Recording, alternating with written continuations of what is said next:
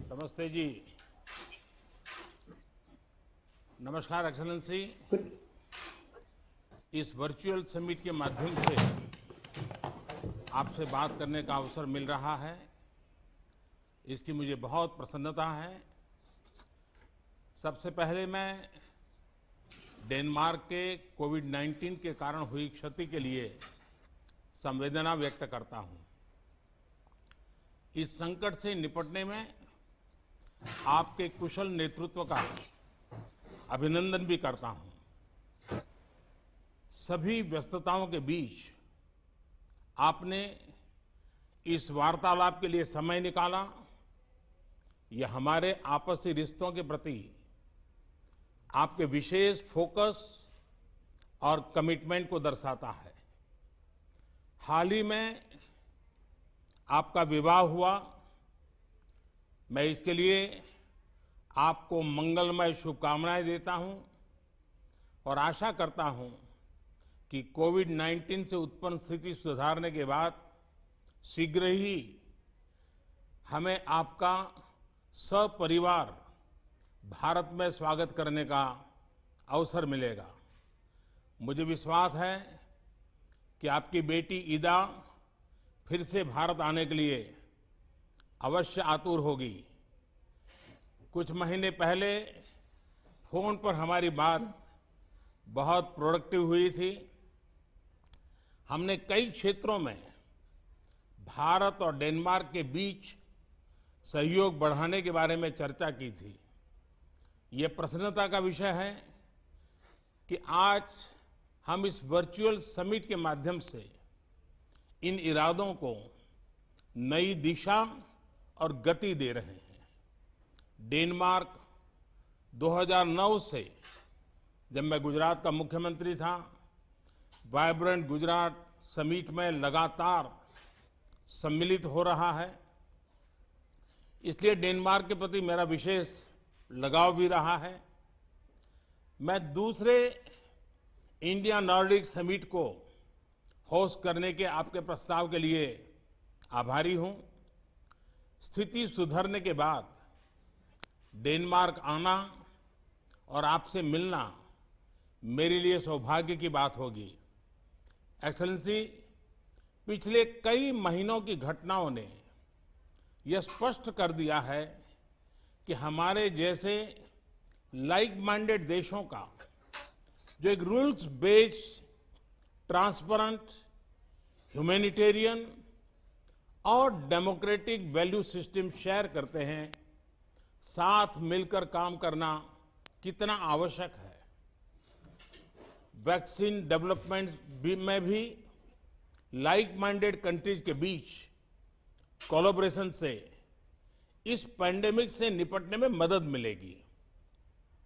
इस महामारी के दौरान भारत की फार्मा उत्पादन क्षमताएं पूरे विश्व के लिए उपयोगी रही है। हम यही प्रयास वैक्सीन के क्षेत्र में भी कर रहे हैं।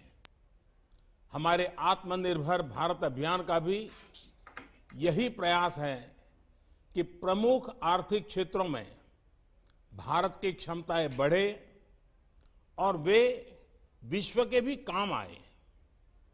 इस अभियान के तहत हम ऑलराउंड रिफॉर्म्स पर जोर दे रहे हैं। रेगुलेटरी और टैक्सेशन रिफॉर्म से भारत में काम करने वाली कंपनीज को लाभ मिलेगा। अन्य क्षेत्रों में भी रिफॉर्म्स की प्रक्रिया निरंतर चालू है। हाल ही में कृषि और लेबर सेक्टर्स में महत्वपूर्ण रिफॉर्म्स किए गए हैं। एक्सेलेंसी, कोविड-19 ने दिखाया है कि ग्लोबल सप्लाई चेन्स का किसी भी सिंगल सोर्स पर अत्यधिक निर्भर होना कितना रिस्की होता है। हम जापान और ऑस्ट्रेलिया के साथ मिलकर सप्लाई चेन को डाइवर्सिफाई करना और रेजिलियंस के लिए काम कर रहे हैं। अन्य लाइक माइंडेड देश भी इस प्रयत्न में जुड़ सकते हैं। इस संदर्भ में मेरा मानना है कि हमारी वर्चुअल समिट न सिर्फ भारत डेनमार्क संबंधों के लिए उपयोगी सिद्ध होगी, बल्कि वैश्विक चुनौतियों के प्रति भी एक साझा अप्रोच बनाने में मदद करेगी। एक बार फिर से एक्सेलेंसी, आपके समय के लिए बहुत बहुत धन्यवाद करता हूं।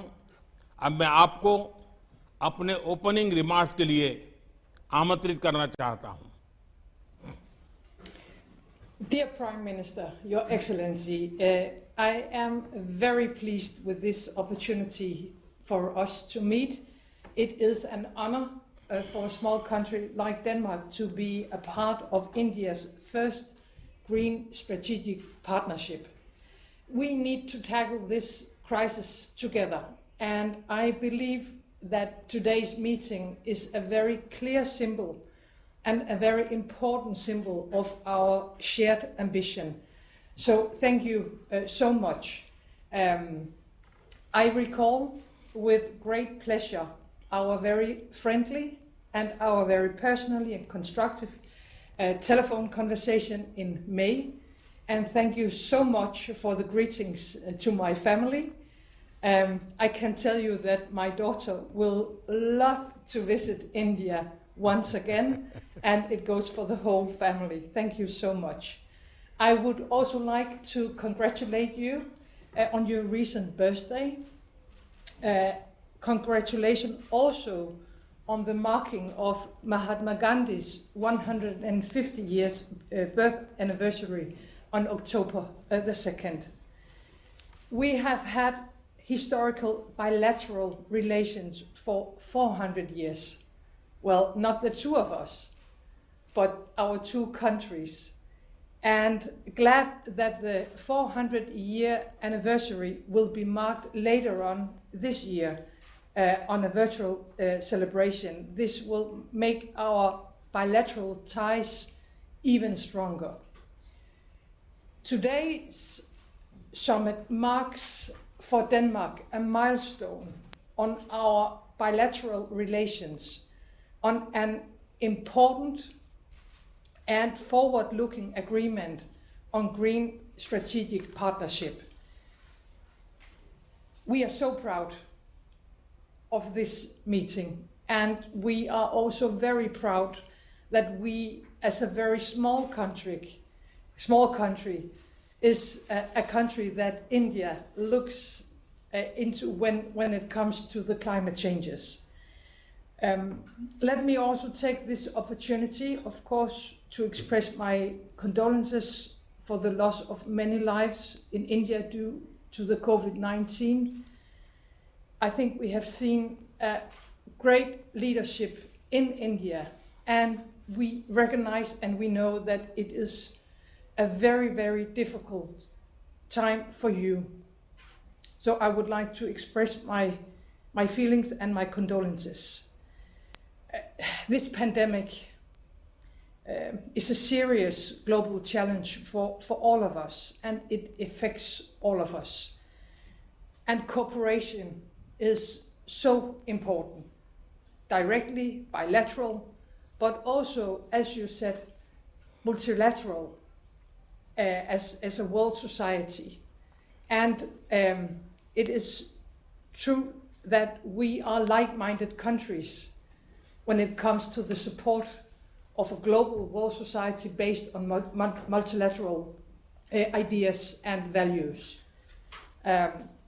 With India and Denmark joining hands together today, I am confident that we are able to overcome both the situation when it comes to COVID-19, but also when it comes to climate changes. And because of that, we are able in our cooperation to build a better future for our people. Thank you so much.